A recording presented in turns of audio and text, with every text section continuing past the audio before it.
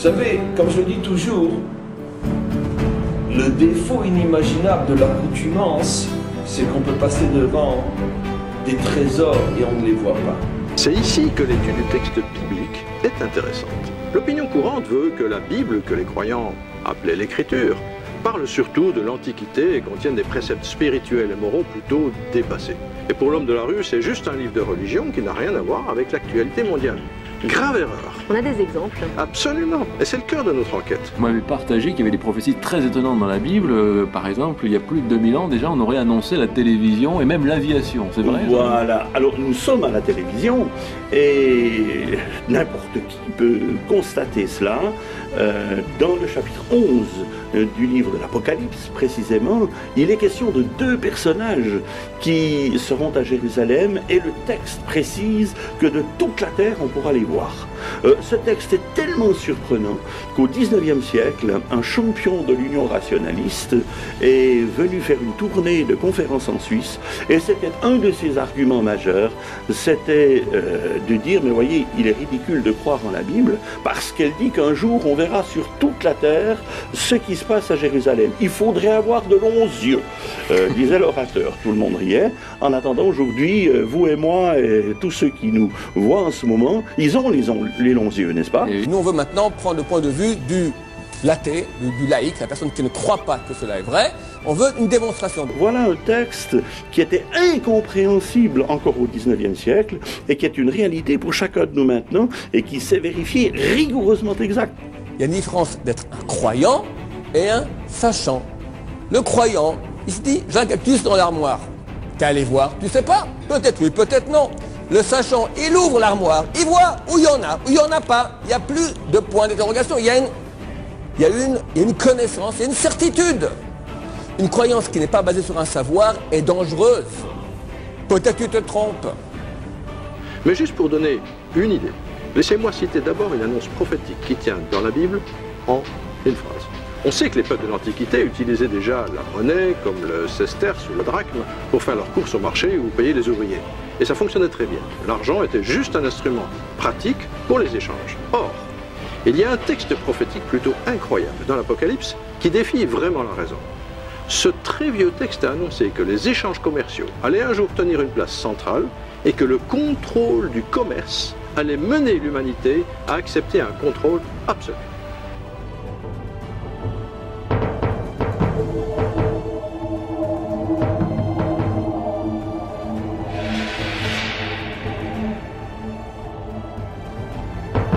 Ce genre de prédiction est tout simplement stupéfiant. Voyez-vous, j'ai découvert qu'il y avait des centaines de textes ainsi. Ce simple exemple montre qu'il y a dans la Bible des prédictions totalement inattendues, faites des millénaires à l'avance et qui peuvent concerner carrément des nations entières. Ici, il s'agit explicitement, ni plus ni moins, que de l'économie mondiale. C'est vrai que s'il y a une époque qui parle d'économie mondiale et de régulation tous les jours, c'est bien la nôtre. Absolument. Rendez-vous compte que ce texte a été écrit il y a 2000 ans, à l'époque romaine.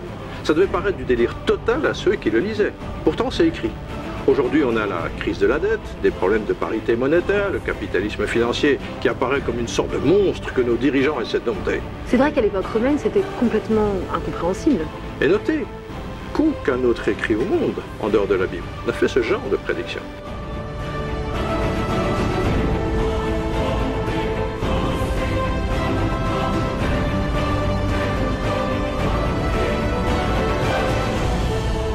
Il y a combien de prophéties d'ailleurs? Est-ce que vous connaissez le nombre de prophéties dans la Bible? Il y a une encyclopédie des prophéties bibliques qui dit qu'il y aurait 737 prophéties dans la Bible, dont plus de 600 se sont déjà accomplies.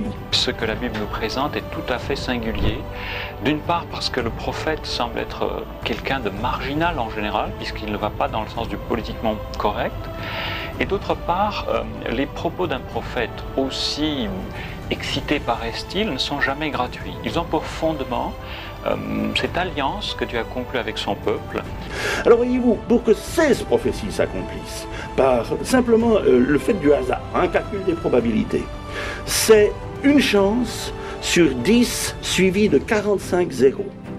Et n'importe qui vous dira en mathématiques que 10 ou 1 suivi de 40 zéros, c'est un fait qui ne se produira jamais. C'est encore moins de chances que de gagner au loto, quoi. Alors, infiniment moins encore. Mais 1 suivi de 45-0, le fait ne se produira jamais. 16 prophéties. Et vous avez plus de 600 prophéties qui se sont accomplies et dont on peut vérifier l'accomplissement. Là, on est dans un domaine rationnel. Nous ne sommes pas dans l'émotionnel ou le supposé. Là, c'est nous vraiment pouvons de la prouver réflexion. que les choses sont ainsi. Il y a en effet un phénomène prédictif, il faut ne pas hésiter à le dire, et d'une nature assez stupéfiante, puisqu'on prédit des choses à des centaines d'années à l'avance. Mais ce n'est pas de la prédiction au sens d'une voyante qui dirait la bonne aventure. C'est pris dans un sens théologique, c'est une attestation de la véracité du Dieu d'Israël que de dire des événements qui vont s'accomplir, mais en accord avec ce qui avait été déjà prédit à l'avance, ce qui a été prescrit à l'avance. Nous voulons être certains. Ce cours s'adresse maintenant à des gens qui sont des non-croyants, qui veulent, à la fin de ce cours, ils doivent savoir, sans aucun doute, que la Torah est d'origine divine. Donc on ne peut pas s'amuser avec des interprétations. Les prophètes dans la Bible reçoivent la parole de Dieu. Je crois que ça n'est pas seulement des prévisions pour l'avenir, c'est aussi des éclaircissements, c'est aussi par exemple des avertissements. Nous n'allons prendre que des prophéties dont le caractère est extrêmement précis, pas besoin d'interprétation. Bien qu'il y a beaucoup de prophéties donc dans le sens étopate, moi ça ne m'intéresse pas. Je vais m'attacher uniquement aux prophéties dont le sens est clair, net, précis. On peut faire une démonstration qu'à partir de ce type de prophétie, on sait ce que l'auteur de la prophétie a voulu me dire.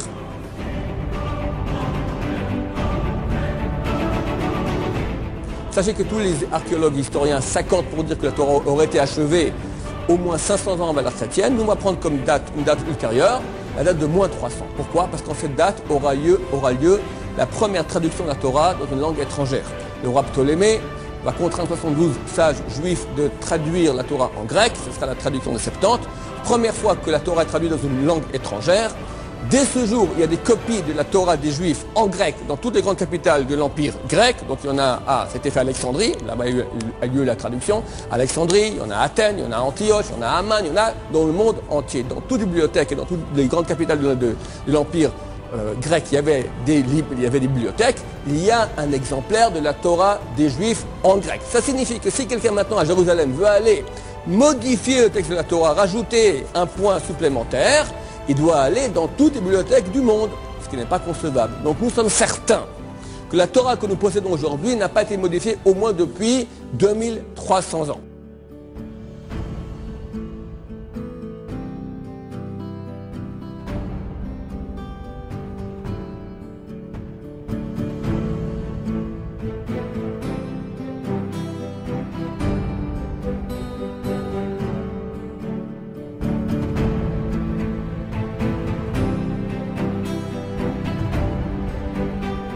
Vous êtes tous d'origine francophone, votre capitale c'est donc Paris. Parlons de Paris. Voilà, je suis sorti un moment, Dieu m'a parlé. Et Dieu m'a fait une prophétie concernant Paris. Chers anciens Parisiens, sachez que votre capitale, dans quelques siècles, pour aucune raison, ni de cataclysme naturel, ni de pollution, ni de guerre atomique, pour aucune raison, peu à peu, les Parisiens en auront marre d'habiter Paris et vont quitter la ville. Ça sera un processus qui va durer des siècles, très très lent. Et au bout de quelques siècles, Paris deviendra une immense ville fantôme, habitable, mais complètement vide. Et je rajoute un détail de poids, ça va rester comme ça des millénaires. Ok, j'écris ma prophétie, je mets mon tampon, je mets dans l'enveloppe, je ferme, je mets dans la banque en Suisse, à Genève, UBS, une banque suisse. Dans le coffre, terminé. 120 ans passent, je quitte ce monde, vous aussi, et les années passent, 2100, 2200, 2300, 2400. Vers 2500, on voit que peu à peu à Paris, les gens commencent à quitter Paris, mais c'est un processus très très long. Et ça dure comme ça des siècles. Vers l'an 3000, Paris devient une immense ville fantôme, complètement vide. Ça reste comme ça des millénaires, 3000, 4000, 5000. Vers l'an 6000, une équipe d'archéologues creuse sur le site de la ville de Genève. Et quelqu'un donne un coup de pioche comme ça, clong, et ça fait un peu métallique. Son métallique, il ouvre, il déblaye, il voit UBS, un peu rouillé comme ça. La banque, les copains, on a trouvé la banque, c'est le filon, il y aura de l'or, des diamants, hop, on rentre, on ouvre les coffres, et on voit prophétie du Rav Ron Shaya, mars 2008. On ouvre, Et on voit que tout ce que j'ai écrit, c'est effectivement réalisé à propos de la ville de Paris. Suis-je prophète, oui ou non? Commentez, est-ce que c'est possible? Qu'est-ce que vous dites? Là, à tous les coups, oui. On va passer maintenant à la démonstration. Attachez vos ceintures. Ce n'est pas pour rien que je prends l'exemple d'une ville comme ça qui, tout à coup, se vide de ses habitants. On a un cas similaire dans l'histoire d'une des plus grandes villes de l'Antiquité. Il s'agit de la ville de Babylone.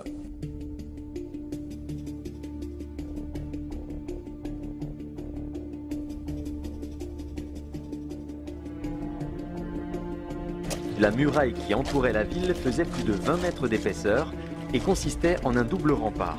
Hérodote affirma même que 2 chars pouvaient se croiser sur le haut des remparts et indiqua que Babylone mesurait environ 120 stades de côté, soit pas moins de 23 km, ce qui fut certainement exagéré, mais décrivait cependant une cité immense. En comparaison, la Grande Rome mesurerait plus tard moins de 3 km de côté. C'était alors la plus grande ville du monde, couvrant quelques 1000 hectares. Nous parlons donc à l'époque, mesdames, messieurs, de la plus grande ville du monde. Il faut savoir que son influence spirituelle rayonnait sur tout l'Empire qui contrôlait une grande partie du monde habité de l'époque. Au cœur de la ville s'élevait la ziggourate, sur le lieu de l'ancienne tour de Babel dédiée à Marduk. D'après les indices découverts par les archéologues, on estime qu'elle devait s'élever à une 60aine de mètres de haut, équivalent à un immeuble de 20 étages, édifice extrêmement imposant pour l'époque et qui dominait toute la plaine. La divinité principale révérée dans tout l'Empire était Marduk, encore appelé Bel ou Baal, terme qui signifie le Seigneur, et la déesse Ishtar, surnommée la Dame de Babylone, qui était la divinité protectrice de la cité. La voie processionnelle de Babylone passait d'ailleurs par une porte qui lui était dédiée. Si le nouvel an babylonien se fêtait au printemps, à l'équinoxe et durant 12 jours, la vie de la capitale était rythmée par des fêtes religieuses, pratiquement tous les mois, avec des processions dans la ville, dont certaines conduisaient au sommet de la ziggourate. Parmi les corps de prêtres, dépositaires du savoir séculier et religieux, se trouvaient des prêtres devins, des prêtres exorcistes, médecins ou astrologues.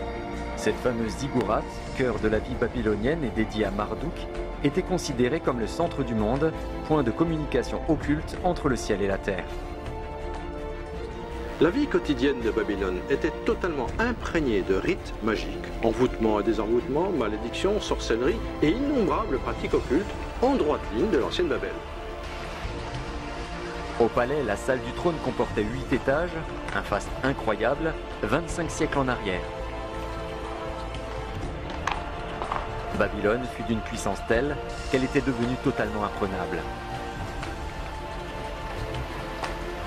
Au niveau culturel, l'astrologie, l'astronomie qui vont développer les Babyloniens. À tous les niveaux, cette ville se trouve à son époque au top niveau du monde.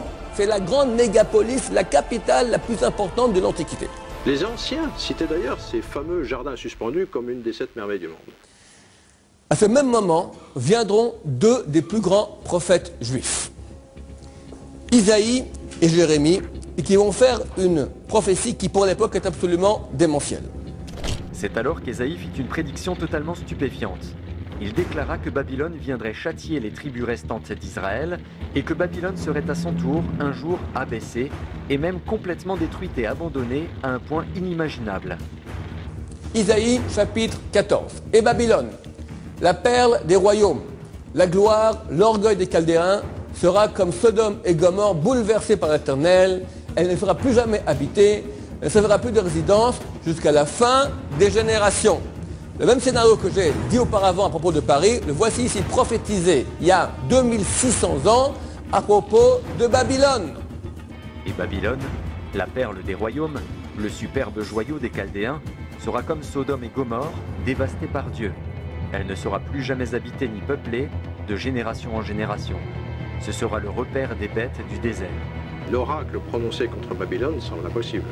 À cette époque, Babylone règne sur le monde. Et les 2 petites tribus juives n'ont pas eu beaucoup de poids. Mais ce n'est pas tout. Jérémie, même topo. Jérémie dit donc à Seraya, quand tu arriveras à Babylone, tu auras soin de donner la lecture de ces discours. Ensuite tu diras, Éternel, c'est toi qui as décrété contre cette ville sa complète destruction. au point que nul n'y habitera plus, ni homme, ni bête, et que se trouvera réduite à l'étoile de ruine éternelle. On parle de bêtes domestiques, parce que là-haut c'est marqué qu'il y aura quand même des bêtes sauvages. Mais les bêtes sauvages, ils auront leur gîte. Bête sauvage, ça veut dire qu'elle est détruite. On parle maintenant, elle n'est plus habitée. Donc même topo, Jérémie, Isaïe, entre les deux, il y a environ 70 ans d'écart. Jérémie fut le porte-parole d'une prophétie unique. Quand Babylone s'élèverait jusqu'aux cieux, quand elle rendrait inaccessibles ses hautes forteresses, des dévastateurs viendront contre elle de ma part. Parole de l'Éternel. Un cri se fait entendre de Babylone et un grand fracas du pays des Chaldéens. Car l'Éternel dévaste Babylone, il en fait taire la grande voix. Ses héros sont pris, leurs arcs sont brisés, ainsi parle l'Éternel des armées. Les immenses murailles de Babylone seront complètement démantelées, ses hautes portes seront brûlées par le feu. Jérémie persiste et signe, et seul contre tous, il va jusqu'au bout. Il envoie même un émissaire faire une déclaration publique dans la ville de Babylone. Jérémie dit à Seraya, « Lorsque tu arriveras à Babylone, tu diras, « Éternel, c'est toi-même qui as parlé sur ce lieu pour qu'il soit retranché et qu'il ne soit plus habité ni par les hommes ni par les bêtes, mais qu'il devienne une désolation pour toujours. Et quand tu auras achevé la lecture de ce livre, tu y attacheras une pierre et tu le jetteras au milieu de l'Euphrate. » Déclarer devant des déportés que l'empire qui dirige le monde va être rayé de la carte de la sorte, il a même osé prédire la destruction des murailles de Babylone, et même affirmé que la ville deviendrait un désert. Il existe très peu de grandes capitales qui soient devenues des déserts, surtout de grandes cités millénaires, fortifiées et bien situées en bordure d'un fleuve. Leur puissance peut s'effriter, mais de là à devenir un désert, il y a un gouffre. Tu dis, tu ne seras plus jamais habité, tu ne serviras plus de résidence jusqu'à la fin des générations. Mais c'est-à-dire aujourd'hui aussi. Tu veux dire demain aussi. Et dans un siècle, et dans deux siècles, pour toujours. Ce qui paraît absolument inouï à cette époque, parce que Babylone est en fait de sa puissance, et de fait, elle va dominer tout ce qui l'entoure. Donc, quelle force prophétique, à la fois de discerner les temps, de discerner une certaine sagesse pour l'époque, venant de Dieu, et en même temps pouvoir voir bien plus loin et annoncer quand même la chute de celui qui châtie Israël à cette époque-là, mais qui fera du zèle et qui sera repris pour cette raison. Il y avait de quoi penser que Jérémie était devenu fou. Babylone restait une ville importante, une des capitales de l'Empire perse. Mais petit à petit, la ville se vidait de plus en plus. Alexandre le Grand voulait en faire le centre de son empire mondial, mais il en fut empêché par sa mort prématurée. Alexandre le Grand est décédé en moins 321. Donc nous sommes déjà 300 ans après les prophètes. Il va encore en faire la capitale de son empire mondial. Donc ça veut dire qu'il n'a pas trouvé de ville plus importante entre la Macédoine et l'Inde. C'est une ville extrêmement importante encore. On est déjà 3 siècles après les prophètes.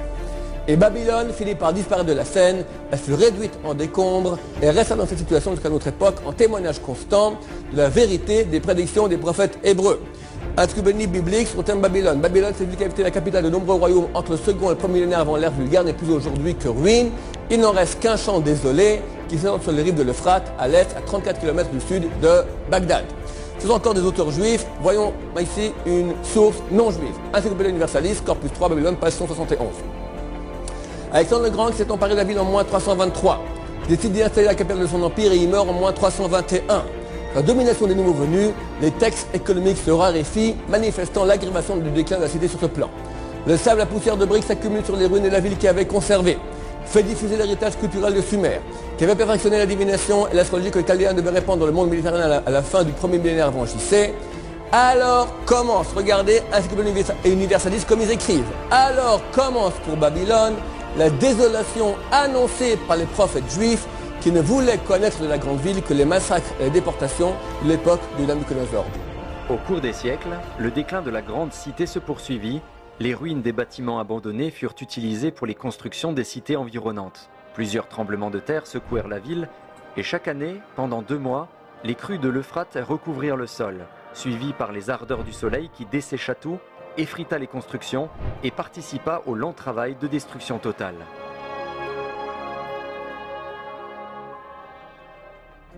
Mais c'est très dangereux de faire une prophétie pareille. Vous savez, où se trouve Babylone? On vient de le voir auparavant. On va le voir tout de suite. 34 km au sud de Bagdad.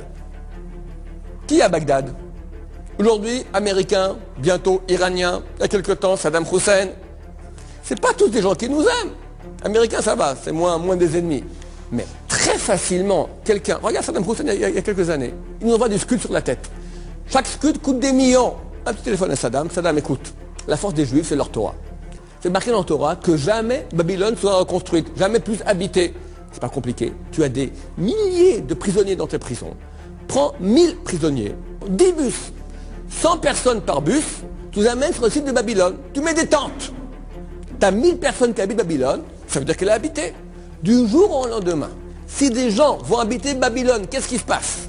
Que font les religieux dans le monde entier? Razabab, Bikini, Acapulco. Terminé. Terminé. On n'est pas les blagueurs. Ou c'est vrai, ou c'est à peu près vrai. À peu près vrai égale faux. Dans un passé récent, Saddam Hussein, qui s'était autoproclamé successeur de Nabucodonosor, souhaita lui aussi restaurer la ville, au moins en partie. Mais ce fut un nouvel échec. Les ruines de l'ancienne métropole imprenable, cité de Nimrod, devenue symbole de rébellion, subsistent aujourd'hui comme un signe tangible de l'accomplissement de la prophétie biblique. Ce premier exemple montre bien ce qui est en jeu dans la prophétie. La prophétie n'est pas juste une prédiction vague du style « il risque d'y avoir des troubles à Babylone ». Non, c'est d'un autre niveau. La prophétie manifeste, dévoile l'état spirituel, on va dire, d'une nation à un certain moment donné de l'histoire et en montre les conséquences à plus ou moins long terme. C'est écrit. La désolation annoncée par les prophètes juifs. Encyclopédia universaliste, vous ne rêvez pas. Le résultat est impressionnant. Aujourd'hui, Babylone, ancienne capitale mondiale, n'est plus qu'une contrée désertique. Un désert, des ruines qui s'étendent sur des kilomètres de désolation. Et où sont ces dizaines de kilomètres de murailles impressionnantes? Abattues, détruites, il n'en reste que quelques vestiges qui rappellent le passé. Alors que d'autres murailles très anciennes sont debout. Et même des murailles beaucoup moins épaisses. Je pense à la muraille de Chine, ou aux murailles d'autres villes, comme celle de Jérusalem, toute petite ville en comparaison, ou encore à d'anciens bâtiments de Rome ou d'Athènes, qui sont toujours debout. C'est un site archéologique, mais plus personne n'habite Babylone. Même le caissier passe la nuit à Bagdad. C'est une ville qui est vide. C'est vraiment une prophétie, surnaturelle, claire, historique. C'est une vision précise de ce qui va se passer à l'échelle de l'histoire, à l'échelle des empires qui régissent le monde d'alors.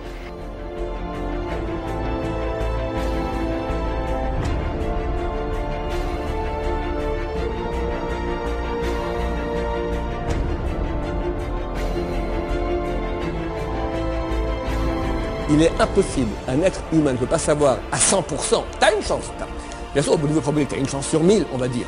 Mais le prophète dit à 100%. Ça sera à 100% comme ça. Faut dire, ok, alors, vu qu'il y a une chance sur 1000, peut-être qu'il est tombé. Mais si on voit 10 fois, 20 fois qu'il a une chance sur 1000 de tomber juste et tombe toujours juste, là où la probabilité arrive à des chiffres tellement astronomiques, nous sommes certains ici qu'il y a une prophétie. Nous sommes convaincus, du point de vue rationnel normal, aucun être humain ne peut savoir à 100% à l'avance le futur d'une ville entière sur des millénaires. Tout le monde est d'accord là-dessus?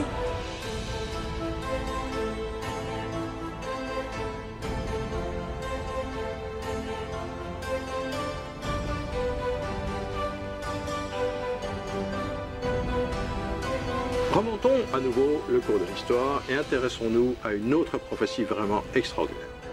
La ville de Tyr, selon Hérodote et les découvertes des archéologues, aurait été fondée vers 2750 avant Jésus-Christ, une cité extrêmement ancienne qui a traversé les âges. Tyr fut dans l'Antiquité un port, d'abord établi sur le continent puis déplacé sur un îlot rocheux, mieux protégé contre les envahisseurs. La partie continentale de la ville, en bord de mer, exista parallèlement au port sur l'île voisine. La Bible mentionne Tyr vers l'an 1000 avant Jésus-Christ comme fournisseur de matériaux pour la construction du temple de Jérusalem par le roi Salomon. Au cours des 2 siècles suivants, Tyr connut un essor considérable et devint le principal port de la Méditerranée au point d'être surnommé la Reine des mers. Il y a le commerce des Philistins qui bat son plein et le chapitre 27 d'Ézéchiel est une étude littéraire stupéfiante parce que Ézéchiel semble être extrêmement bien documenté. Il mentionne plus de 30 nations qui commercent avec Tyr et on a presque une volonté exhaustive de mentionner tous les articles de commerce que Tyr utilisait. Ces commerçants sillonnaient la Grande Bleue et atteignirent même les côtes atlantiques. Leur influence fut telle qu'ils fondèrent des comptoirs et des colonies sur le pourtour méditerranéen, parmi lesquels il faut citer la Grande Carthage fondée vers 815 avant Jésus-Christ. À cette époque, Tyr connut une grande prospérité économique grâce aux produits de ses colonies et à sa propre industrie, comme celle du verre et de la pourpre. Le rayonnement de Tyr fut également culturel et les commerçants tyriens, en même temps que leurs marchandises, répandirent l'alphabet phénicien, alphabet légué plus tard aux Grecs, origine de notre alphabet actuel. Tyr pratiquait assidûment divers cultes aux divinités. La Bible rapporte que 150 ans plus tard, une certaine Jézabel, fille du roi de Tyr fortement engagée dans l'idolâtrie et la magie, épousa Akab, un roi corrompu d'Israël. Ensemble, ils incitèrent les Israélites à se détourner de Dieu, de l'Éternel, et à pratiquer l'occultisme. D'après la mythologie, Europe était le nom de la fille du roi de Tyr. Est-ce qu'on sait pourquoi ce nom a été donné à notre continent? Pas précisément. Il faut savoir que dans la mythologie grecque, Europe était aussi nommée l'Astarté lunaire. Et quand on sait qu'Astarté était la même qu'Ishtar, encore appelée Aphrodite ou Vénus, bon, mais il faut quand même rester très prudent quant aux conclusions qu'on pourrait en tirer. Ok, alors contentons-nous de l'histoire. Exactement. Vers 724 avant Jésus-Christ, les Assyriens envahissent la région. La ville de Tyr, la partie côtière et le port, vont passer sous domination assyrienne, mais le commerce va continuer. Au siècle suivant, un autre prophète, Ézéchiel, fit une prophétie absolument unique dans l'histoire humaine. Il déclara « Car ainsi parle le Seigneur l'Éternel. Voici que j'amène à Tyr, venant du nord, Nabuchodonosor, roi de Babylone, roi des rois, avec chevaux, chars et cavaliers, une troupe et un peuple nombreux. Tes filles qui sont dans la campagne, il les tuera par l'épée. Il démolira tes tours avec ses machines. Des sabots de ses chevaux, il foulera toutes tes rues. Il tuera ton peuple par l'épée, il jettera à terre tes stèles colossales. On prendra tes richesses comme butin, on pillera tes marchandises, on abattra tes remparts, on démolira tes maisons luxueuses, on jettera à l'eau tes pierres, ton bois et ta poussière. Je ferai de toi un rocher nu, tu deviendras un séchoir à filets et tu ne seras plus rebâti, car moi, l'Éternel, j'ai parlé. » Nabuchodonosor vint effectivement assiéger la ville. Tyr, la ville côtière, protégée par une imposante muraille, subit un siège interminable de 13 longues années. Finalement, la cité côtière tomba, elle fut détruite et sa population dut se soumettre. On sait historiquement, par exemple Flavius Joseph, historien juif, qu'il y a eu en effet le siège de Tyr par Nabuchodonosor qui était extrêmement long et pénible. Ça a duré de 585 jusqu'à 572, 13 années de labeur. Et en fait, ça a épuisé l'armée du roi babylonien. La cité côtière tomba et la première partie de la prophétie se réalisa. Mais Tyr, la partie insulaire avec son double port et sa flotte puissante, occupait une telle position stratégique et existait depuis si longtemps que rien ne pouvait faire cesser son influence. La prophétie semblait irréalisable. 10 années passèrent, puis 20, la prophétie tomba dans l'oubli. Un siècle entier passa, puis un second. Tyr régnait sur les mers, faisait du commerce, adorait ses dieux, dont le célèbre Héraclès, fils de Zeus. Avec sa puissante flotte, des marins expérimentés et la protection des hauts fonds et des murailles, Tyr semblait imprenable, tout comme Babylone. Va-t-on assister à la même déchéance lente et la même fin que Babylone? Non, cette fois c'est un scénario complètement surréaliste qui va se mettre en place. Les siècles passent et l'empire babylonien fait place à la suprématie des Perses. Puis arrive sur la scène mondiale un conquistador incroyable, un homme qui mène des guerres éclairs. Alexandre le Grand. Exactement. C'est l'arrivée fracassante du pouvoir grec, une armée puissante, rapide et menée par un général hors pair. Le corps d'Ézéchiel n'était plus que poussière lorsqu'en 334 avant Jésus-Christ, Alexandre se lança dans une guerre éclair pour contrôler tous les pays alors sous domination perse. Ce général impétueux savait qu'il ne pourrait pas conquérir l'Égypte s'il ne neutralisait pas d'abord le port de Tyr, qui abritait à l'époque la plus grosse partie de la flotte perse. De plus, Alexandre, très superstitieux, voulait impérativement faire une offrande au dieu de Tyr, Héraclès, pour s'en attirer les faveurs. Cette double raison, stratégique et mystique, le poussa à l'offensive contre Tyr. Rapidement, il dut se rendre à l'évidence que la prise de l'île était quasiment impossible. À chaque tentative, son armée subissait de lourdes pertes. Dès qu'ils approchaient l'île, ils se faisaient bombarder depuis le haut des murailles par des masses de sable brûlant. Les Tyriens leur envoyaient des navires enflammés et des plongeurs attaquaient les bateaux qui s'approchaient. Alexandre eut alors une idée incroyable. Puisqu'il avait soumis la ville côtière, il donna l'ordre à son armée d'en abattre les bâtiments et d'utiliser les ruines, le matériau, le bois, les pierres et tout ce qu'il trouverait, de tout jeter à l'eau et d'en faire une digue jusqu'à l'île. Ce fut un travail de forçat. Il fallut jeter à la mer des tonnes de matériaux pour relier l'île à la terre par une digue de 800 mètres édifiée au milieu des eaux. Ce qu'ils faisaient le jour était détruit par les Tyriens la nuit. Plus ils avançaient, plus l'eau était profonde et il leur fallait des tonnes et des tonnes de gravats que le courant disloquait aussitôt. Ce fut une guerre sans merci entre l'empereur grec et la reine des mers, combat de titans. Après 7 mois de siège, en plein mois d'août de l'année 332 avant Jésus-Christ, Alexandre toucha au but. Sa digue permit enfin à son armée d'atteindre l'île. La bataille fut terrible. Un historien de premier plan qui vivait à Rome au 1er siècle avant Jésus-Christ relate en détail cette bataille terrible. Diodore de Sicile en fit le récit suivant. Alexandre abaissa sur le mur de la ville le pont volant de l'une des tours de bois. Il la traversa seul, défiant la fortune et bravant le désespoir des Tyriens. Il en vint aux mains avec les assiégés et tua les uns à coups de lance, les autres avec son épée. Le bélier, sur un autre point, renversait un pan de mur considérable. On compta plus de 7000 cadavres. Le roi vendit aux enchères les femmes et les enfants et fit prendre tous les jeunes gens au nombre d'au moins 2000. Quant aux prisonniers, il n'y en eut pas moins de 13 000. Alexandre a donc conquis l'île imprenable et s'est empressé d'apporter son offrande au dieu Héraclès. Désormais, les Grecs ont la suprématie sur la mer et ils peuvent aller attaquer l'Égypte et les autres pays de la Méditerranée. C'est une histoire incroyable. Et rappelez-vous, la prophétie d'Ézéchiel, 240 ans avant, et qui précisait textuellement « On abattra tes murailles, on renversera tes maisons de plaisance et on jettera au milieu des eaux tes pierres, ton bois et ta poussière. » C'est vraiment impressionnant. Et même la géographie du Liban a changé, puisque l'île est devenue une presqu'île. Oui, l'ancienne île est aujourd'hui une avancée dans la mer.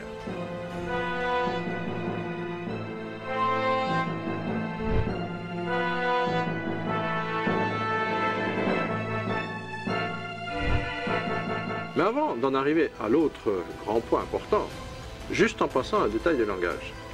Le texte dit « Je ferai de toi un rocher nu, un lieu où en étend les filets, tu ne seras plus rabattu. » Or, aujourd'hui, l'île, avec son port, est devenue une presqu'île, et on y trouve des immeubles, des rues et des maisons. Est-ce que ça contredit la prophétie? Puisque le texte disait « Tu ne seras plus rabattu » alors qu'on y trouve des constructions.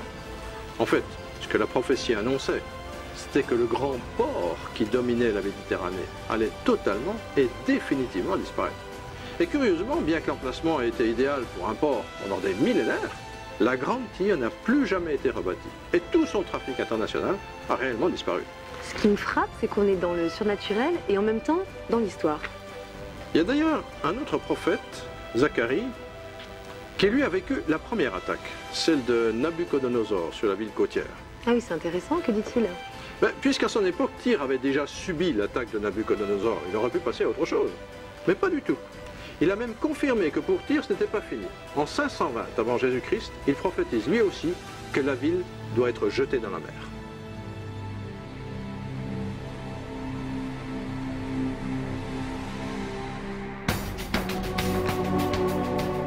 Il n'avait lui non plus aucun moyen de savoir ce qui allait se passer 200 ans plus tard. Exactement. En lisant le texte de plus près, on pourrait constater au contraire quelque chose d'assez stupéfiant, puisque au chapitre 26, il semble avoir non pas une, mais deux prophéties sur Tyr.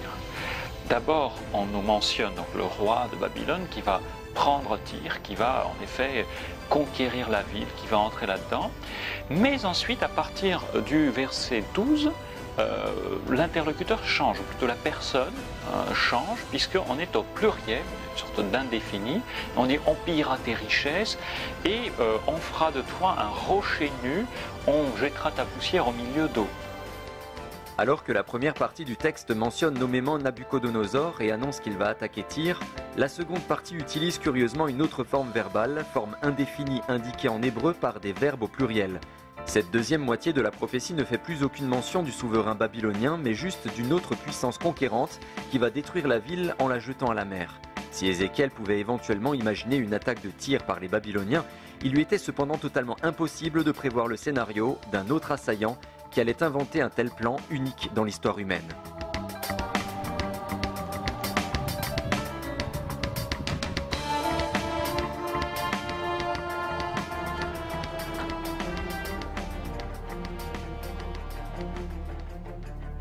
Ne cherchez pas des preuves religieuses, philosophiques, scientifiques, c'est de la foutaise tout ça.